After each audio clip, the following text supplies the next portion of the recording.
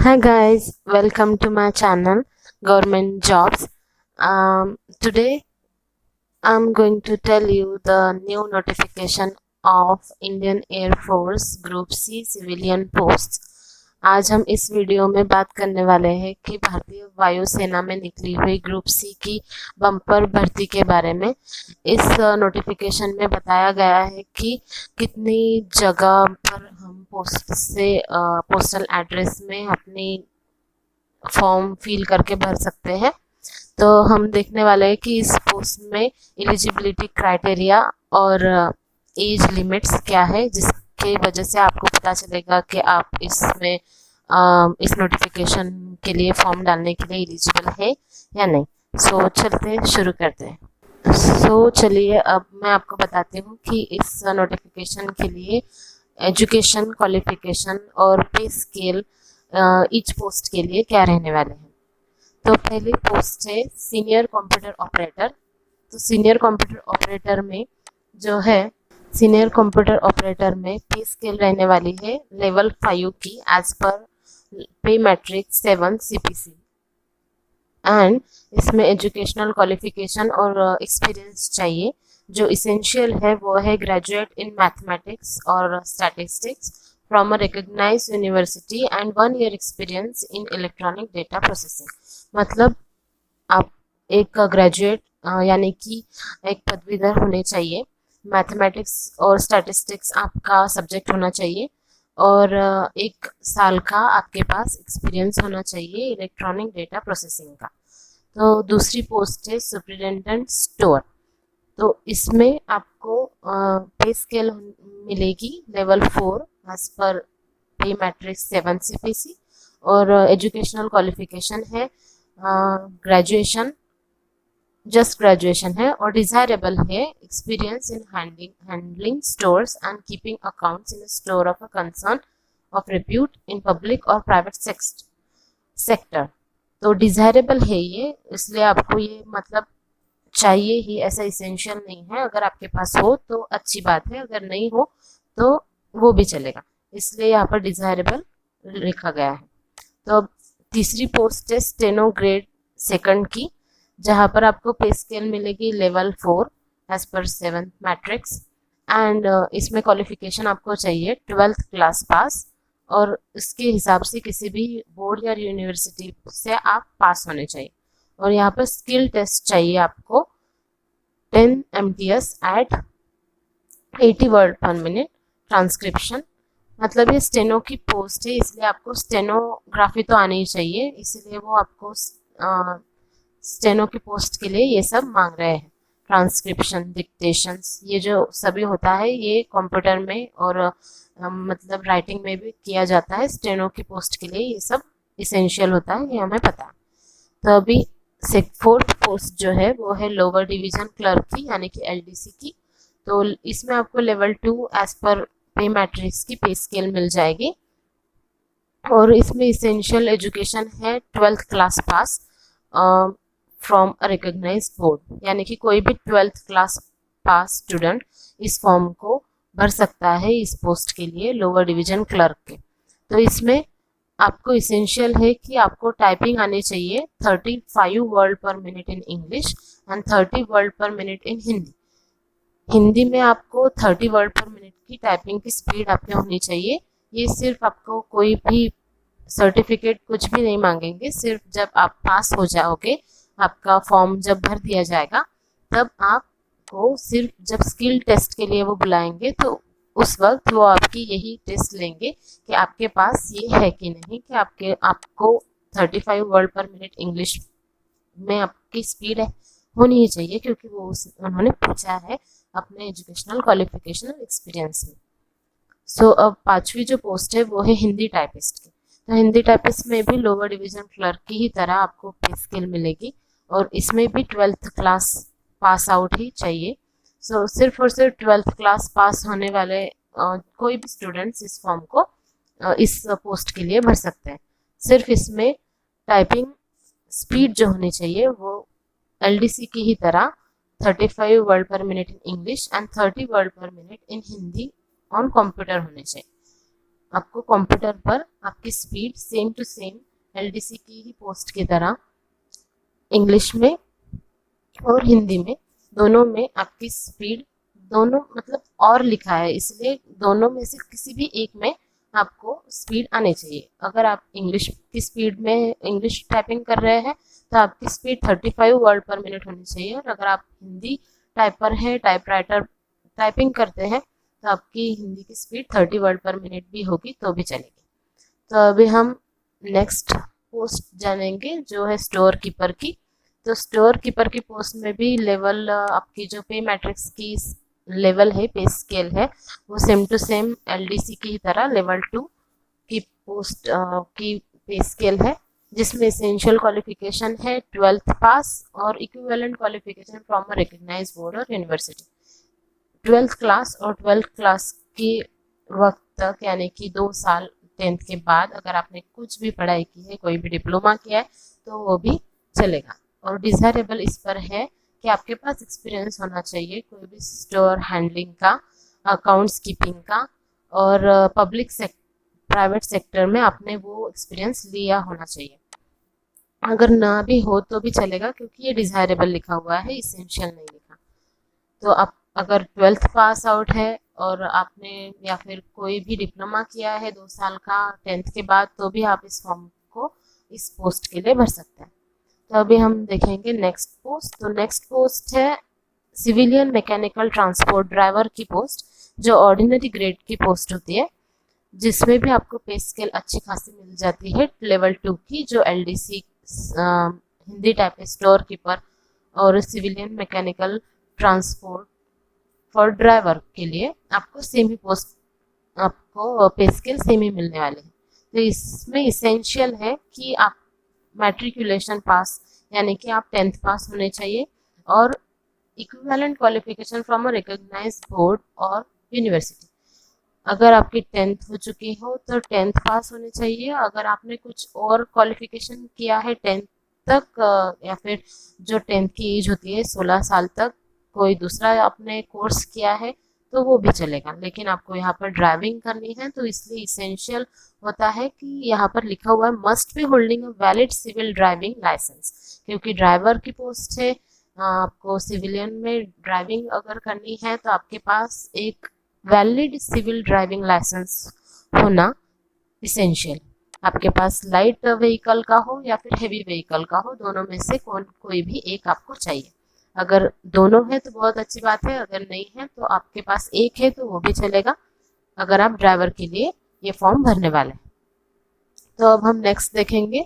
Next जो post है वो है कुक की, जो ऑर्डिनरी ग्रेड की ही पोस्ट होती है। तो ये कुक की ऑर्डिनरी ग्रेड की पोस्ट के लिए आपको लेवल ऑफ पे मैट्रिक्स मिलेगा लेवल 2 का, और यहाँ पर भी आपकी 10th पास होनी चाहिए, और एक एक्सपीरियंस 1 साल का एक्सपीरियंस होना चाहिए आपके पास कैटरिंग का विद सर्टिफिकेट। अगर आपने डिप्लोमा किया है कैटरिंग में तो वो भी चलेगा। अगर आपने 10th तक पास की है, 10th क्लास तक आपने पढ़ाई की है, तो अगर और आपके पास 1 साल का एक्सपीरियंस है ट्रेड का इस फील्ड में, तो आप ये फॉर्म भर सकते हैं। क्योंकि अगर आपने ये फॉर्म भरा और उन्होंने आपको आगे चलकर आप पास हो गए और आगे जाकर आपको उन्होंने कुछ इसेंशियल स्किल टेस्ट में पूछा कि आपके पास क्या इसके बारे में नॉलेज है, अगर आपको नहीं आया तो वो आपकी पोस्ट को कैंसिल कर देंगे, आपके फील्ड को।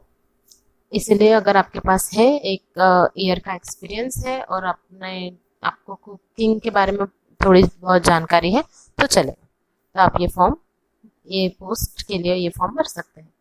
अगली पोस्ट है 9th post, that is for painter. तो यहाँ पर लिखा गया है कि स्किल्ड पेंटर चाहिए उन्हें।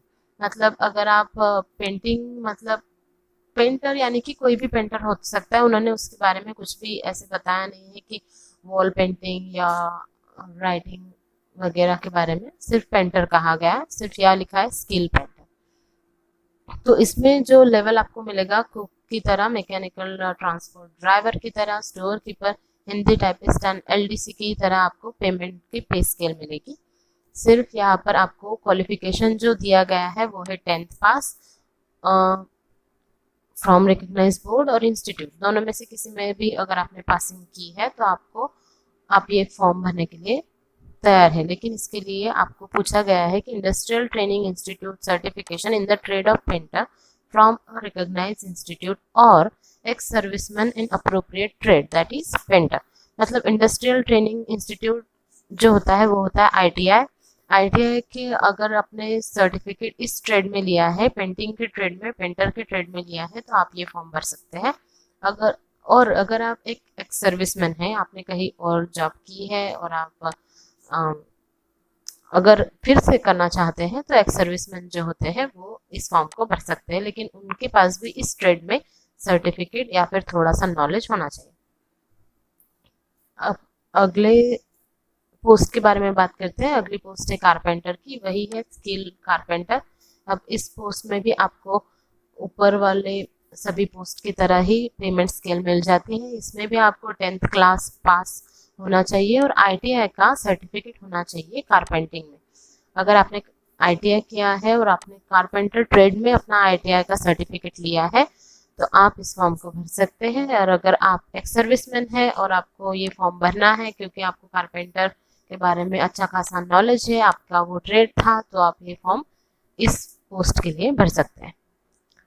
नेक्स्ट है अया वार्ड सहायिका, यानी कि वार्ड सहायिका मतलब आपको यहाँ पर सहाय देना पड़ेगा अपना।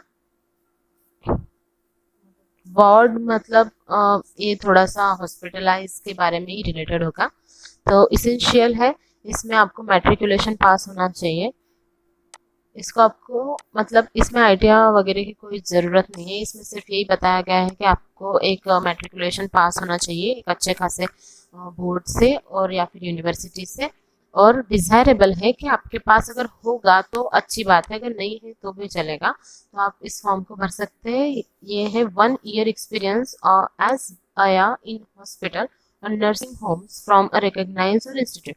तो ये डिज़ायरेबल है, ये इसेंशियल नहीं है। अगर आपके पास है 1 साल का एक्सपीरियंस हॉस्पिटल्स में आपने या फिर नर्सिंग होम्स में आपने काम किया हुआ है, अपना सहाय दिया हुआ है, तो आप इस फॉर्म को मतलब उस सर्टिफिकेट को, उस एक्सपीरियंस को यहाँ पर डिज़ायरेबल है, इसलिए उससे आपको आगे बढ़कर अच्छी खासी मदद मिल सकती है अगर है तो। अगर नहीं है, आपने सिर्फ मैट्रिकुलेशन पास किया और चाहते हैं कि हम इस पोस्ट के लिए काम करेंगे, तो आप वही भी कर सकते हैं और ये फॉर्म इस पोस्ट के लिए भर सकते हैं। तो नेक्स्ट देखेंगे, नेक्स्ट है house keeping staff for female सफाई वाली। तो ये सिर्फ फीमेल के लिए पोस्ट है, जो उन्होंने पूछा है कि हाउस कीपिंग का स्टाफ चाहिए उन्हें। तो इसमें लेवल जो पे मैट्रिक्स की लेवल है वो लेवल 1 की मिलेगी, यानी कि थोड़ी सी कम मिलेगी इन ऊपर वाले पोस्ट के कंपैरिजन में। तो इसके लिए आपको कुछ भी मतलब इसेंशियल एक्सपीरियंस क्वालिफिकेशन नहीं चाहिए, सिर्फ आपने अगर 10th पास की है तो आप इस फॉर्म को इस पोस्ट के लिए भर सकते हैं। लेकिन आपको हर तरह की हाउसकीपिंग के लिए मतलब तैयार रहना पड़ेगा। अगर उन्होंने कुछ भी आपको झाड़ू लगाना कहा, घर पहुंचने के लिए बता दिया, तो वो भी आपको करना पड़ेगा। हाउसकीपिंग स्टाफ जो होता है वो ये सब सफाई का काम सभी उन लोगों को ध्यान में रख के ही ये फॉर्म भरना पड़ता है कि अगर आप इस सब फॉर्म को भरने के लिए रेडी हैं तो इस पोस्ट के लिए आप अपना फॉर्म डाल सकते हैं। नेक्स्ट है हाउसकीपिंग स्टाफ। तो इसमें कोई बताया नहीं गया है कि आपको फीमेल ही मतलब ये फीमेल वाला ही पोस्ट है या फिर मेल वाला है, ऐसा कुछ नहीं है। तो हाउसकीपिंग स्टाफ है HKS। तो मतलब इसका अर्थ है कि आप अगर मेल है और आपको हाउसकीपिंग के फॉर्म इस पोस्ट के लिए भरना है तो आप भर सकते हैं। तो लेवल पोस्ट तो मतलब पे मैट्रिक्स लेवल सेम ही होगा दोनों पोस्ट के लिए, और सेम ही डिजायरेबल क्वालिफिकेशन है जो है matriculation pass from recognise university और अ बोर्ड। नेक्स्ट पोस्ट है लॉन्ड्री मैन का। लॉन्ड्री मैन के लिए के पोस्ट के लिए आपको पेमेंट जो मिलेगी वो है लेवल 1 की एज पर पे मैट्रिक्स 7। हाउसकीपिंग स्टाफ सफाई वाला मतलब सेम ही है दोनों के पोस्ट के लिए, जो लेवल पेमेंट ऑफ लेवल है सेम ही है। तो इसमें जो क्वालिफिकेशन है इसेंशियल उन्होंने बताया है कि आप कम से कम मतलब होने ही चाहिए 10th पास, उससे कम या फिर ज़्यादा हमें नहीं चाहिए। इसेंशियल सिर्फ उन्होंने बताया कि आपने मैट्रिकुलेशन पास किया हुआ होना ही चाहिए।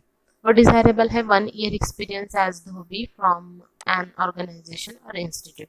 अगर आपके पास एक्सपीरियंस है 1 साल का तो आप वो भी यहाँ पर लगा सकते हैं। ये डिजायरेबल है, इसके लिए इसेंशियल नहीं है कि आपके पास होना ही चाहिए, ये डिजायरेबल है, अगर नहीं हो तो भी चलेगा। तो नेक्स्ट है मेस स्टाफ। मेस स्टाफ में जो है पेमेंट स्केल लेवल 1 की ही है, तो मतलब सेम ही होगी।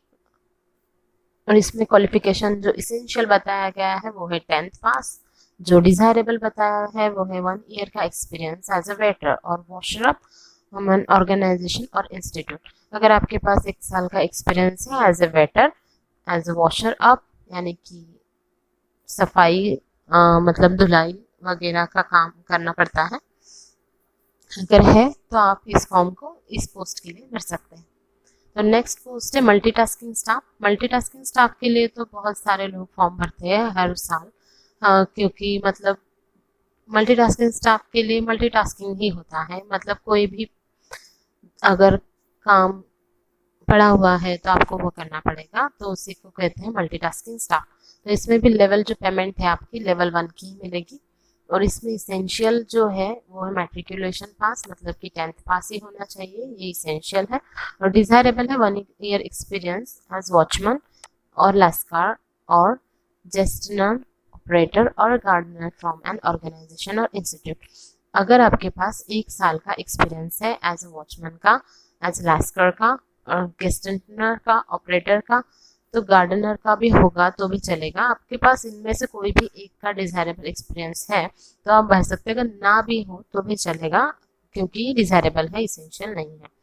तो नेक्स्ट है वल्कनाइजर, जो जिसमें भी पेमेंट स्केल जो है वो सेम ही है और मैट्रिकुलेशन पास होना चाहिए, आपका क्वालिफिकेशन इतना होना चाहिए। और अगर आप एक्स सर्विसमैन हैं तो भी आप इस फॉर्म को भर सकते हैं। एक्स सर्विसमैन के लिए अभी तक तो 3 पोस्ट हमने देख ली है, अगर आप एक्स सर्विसमैन हैं तो आप इसमें भी फॉर्म अपना फिल करके भर सकते हैं। तो 18th पोस्ट है टेलर का।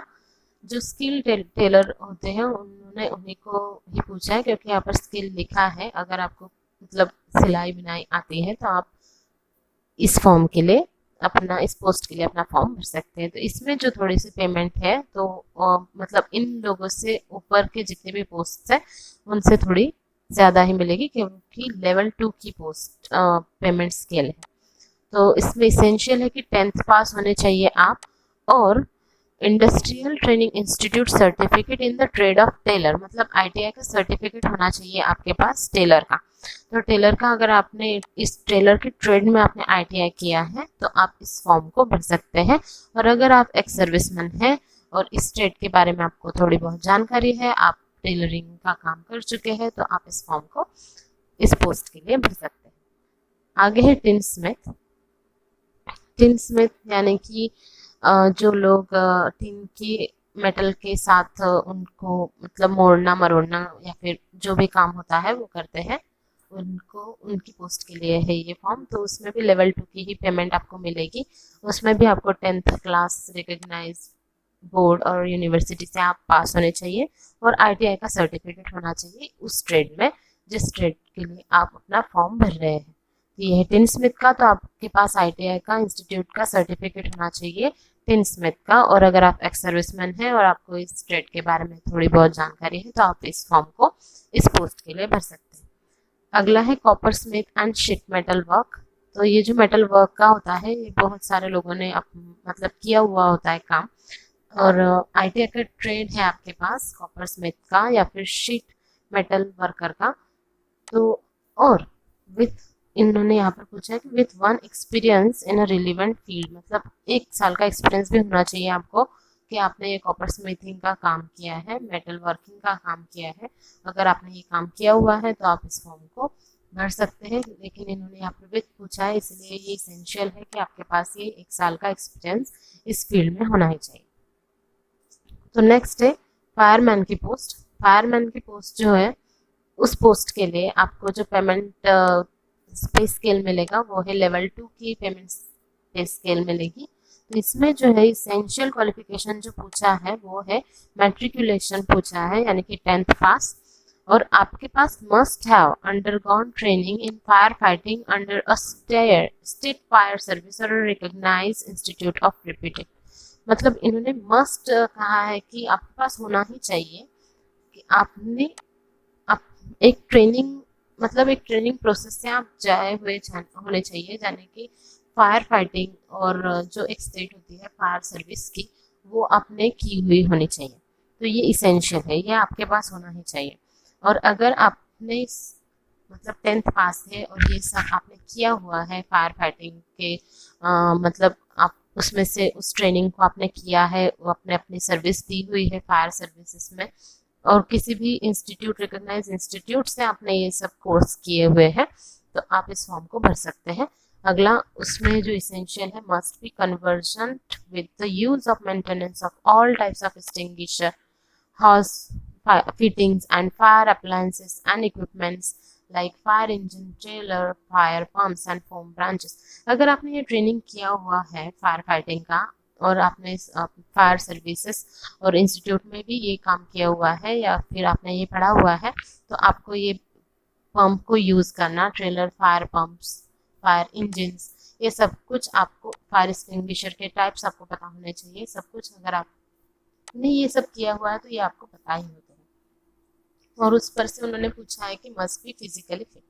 आप फिजिकली फिट होने चाहिए, क्योंकि ये जो फायरमैन की पोस्ट है इसमें मतलब कब क्या हो जाए कुछ भी कोई बता नहीं सकता, इसीलिए ये सब आपके पास होना ही चाहिए। यहाँ पर उन्होंने डिजायरेबल में पूछा है कि should be familiar with the maintenance and operation of various types of fire appliances, experience of having work in a regular civil और defence fire brigade as a fireman from any government, how pass general fire fighting course from any government recognised institute. तो ये सब experience जो पूछे हुए हैं वो desirable है, इसीलिए अगर आपके पास ना हो तो भी चलेगा। तो फिजिकल जो एग्जामिनेशन होगी इसमें आपको इतनी इतनी हाइट और ये जो होता है ये फायरमैन के लिए पूछा ही जाता है। तो ये आप पढ़ सकते हैं। मैं ये नोटिफिकेशन जो है, ये जो पीडीएफ है, अपने चैनल की डिस्क्रिप्शन में डाल दूंगी। तो ये है फायर इंजन ड्राइवर की भी पोस्ट है, जो इसमें भी इसेंशियल क्वालिफिकेशन है वो फायरमैन की तरह सेम ही है। सिर्फ इसमें जो आपके पेमेंट स्केल मिलेगी वो लेवल 3 की पेमेंट है, यानी कि इससे ज़्यादा ही मिलेगी। तो इसमें आपको heavy duty driving, heavy vehicle आपको ड्राइव करना पड़ेगा, तो वो आपको उसके ड्राइविंग लाइसेंस आपके पास होना चाहिए। ऐसे ही आप फिजिकली फिट होने चाहिए, capable of performing any duties होनी चाहिए। मतलब आप फिट हो गए तो सब कोई भी ड्यूटी आसानी से कर पाएंगे। तो डिजायरेबल है इसमें भी सेम ही जो ऊपर था, having experience in maintenance, experience work as a regular civil और डिफेंस फायर ब्रिगेड, ये सब आपके पास होना चाहिए। अगर नहीं है तो भी चलेगा, आप फिर भी फॉर्म भर सकते हैं। तो 24वीं जो पोस्ट है वो है एफएमटी की, यानी कि फिटर मैकेनिकल ट्रांसपोर्ट। जो स्किल्ड वाले होते हैं उनको पूछा गया है। तो इसमें भी आपको 10th पास होने चाहिए। आप इंडस्ट्रियल ट्रेनिंग इंस्टीट्यूट का मतलब आईटीआई का आपके पास फिटर ट्रेड में जो आईटीआई का ट्रेड होता है, फिटर मैकेनिकल ट्रांसपोर्ट, तो उसमें आपका सर्टिफिकेट होना चाहिए। और अगर आप एक्स सर्विसमैन है तो इस फॉर्म को भर सकते हैं। अगर आपने मतलब इस ट्रेड के बारे में आपको थोड़ी बहुत जानकारी है, जो मोटर व्हीकल की ट्रेड है मैकेनिकल, तो आप इस फॉर्म को इस पोस्ट के लिए भर सकते हैं। Next tradesman met erstwhile labourer on ammunition duties. तो ट्रेड्समैन मेट के लिए आपको सिर्फ मैट्रिकुलेशन पास होना चाहिए। कोई भी मतलब किसी भी बोर्ड से और यूनिवर्सिटी से आपने अगर 10th पास की है, अगर आप एक्स सर्विसमैन हैं, तो आप इस फॉर्म को इस पोस्ट के लिए भर सकते हैं। इसमें पेमेंट स्केल आपको लेवल 1 की मिलेगी। नेक्स्ट है लेदर वर्कर।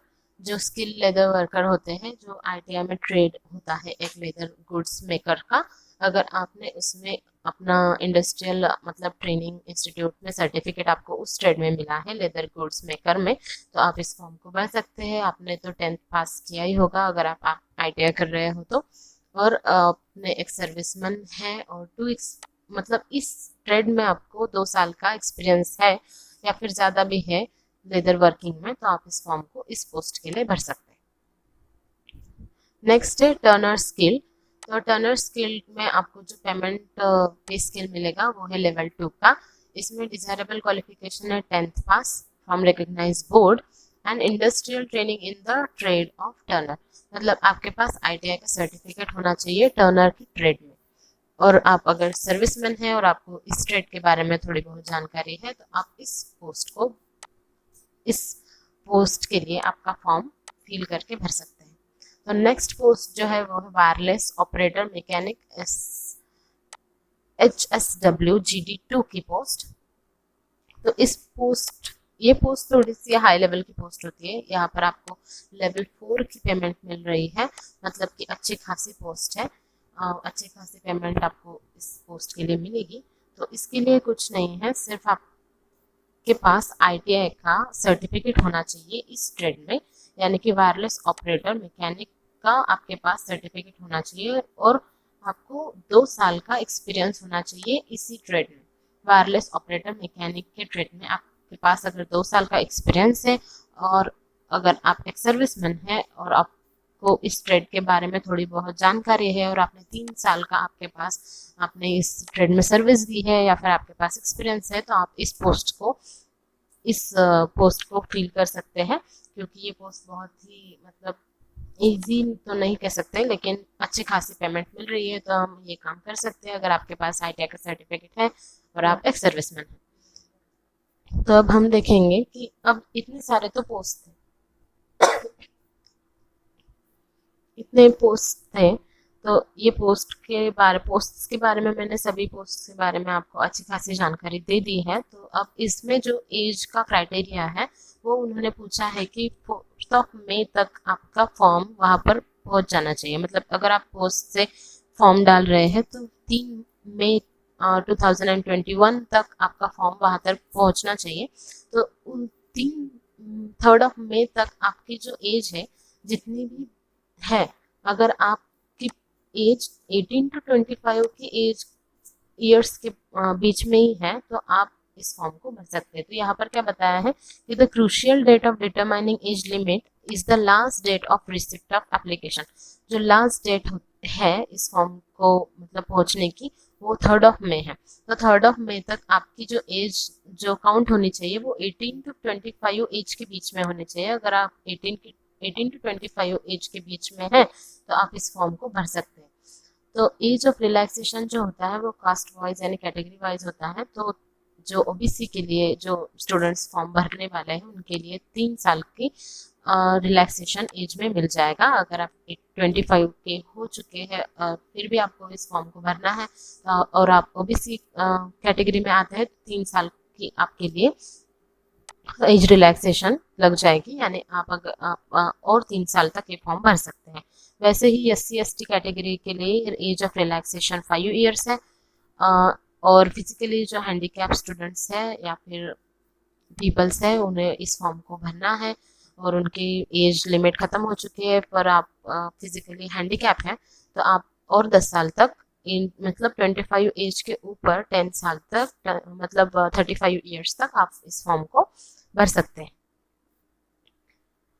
जो एक्स सर्विसमैन अगर इस फॉर्म को भर रहे हैं तो ex serviceman who have rendered not less than 6 months of continuous service in the armed forces shall be allowed to deduct the full period of such service from their actual age, and if the resultant age does not exceed the prescribed maximum age by more than 3 years, they shall be deemed to be within the age limits.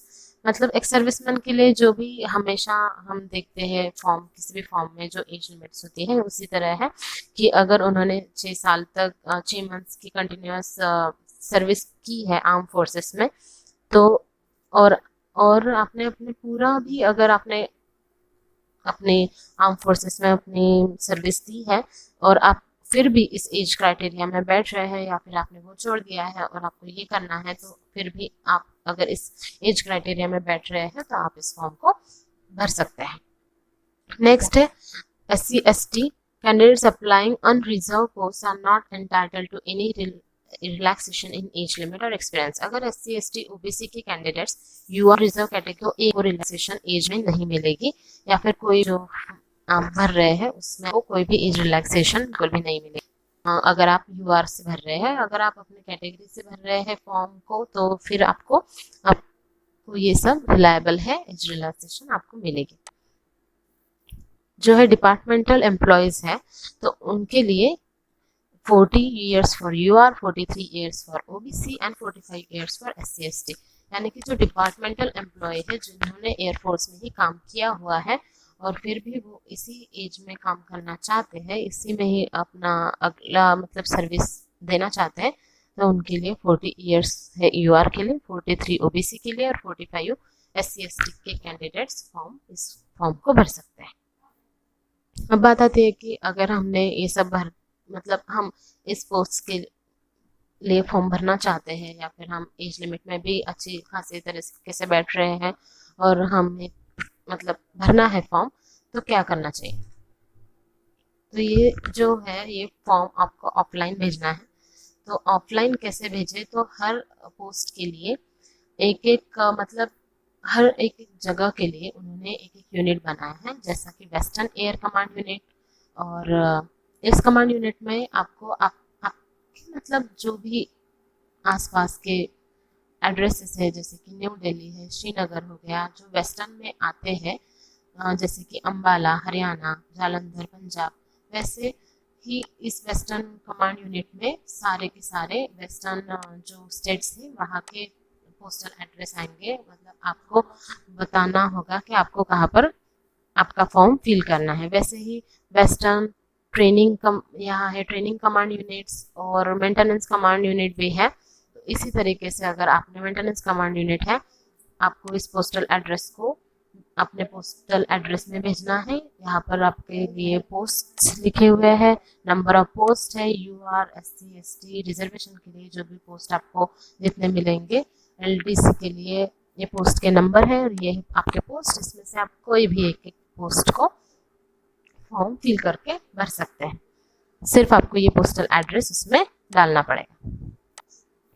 तो अगर आप इस form को भरना चाहते हैं, तो हमारा जो अगला वीडियो होने वाला है वो इसी के ऊपर होने वाला है कि हम कैसे आप मतलब कैसे आपका फॉर्म एक पोस्टल एड्रेस में भरकर भेज सकते हैं। तो अभी ये वीडियो जो है ये हम यहीं पर ख़त्म करने वाले हैं। और अगर आपको ये वीडियो अच्छा लगा हो तो प्लीज़ हमारे चैनल को सब्सक्राइब कीजिए और लाइक कीजिए, शेयर कीजिए। ये तो हमारे इस चैनल का पहला मतलब फर्स्ट वीडियो था, और इसी की तरह और भी हम वीडियो बनाकर आपकी हेल्प करना चाहते हैं। तो प्लीज़ अगर आपको ये सब अच्छा लगा है, मैंने जो आपको डिटेल में सब इंफॉर्मेशन दी है, अगर आपको अच्छे लगे हो तो प्लीज़ लाइक कीजिए, सब्सक्राइब कीजिए और हमारे चैनल को सपोर्ट कीजिए। Thank you.